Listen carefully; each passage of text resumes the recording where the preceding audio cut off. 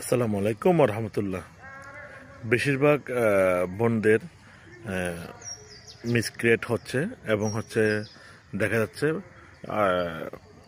বাচ্চা নষ্ট হচ্ছে এবং বিভিন্ন সমস্যার কারণে বাচ্চা প্রতিবন্ধী হচ্ছে। তো তাদেরকে বলবো আপনাদের কিছু কিছু ভুল থাকে, ভুলগুলো শোধরায় নেবেন।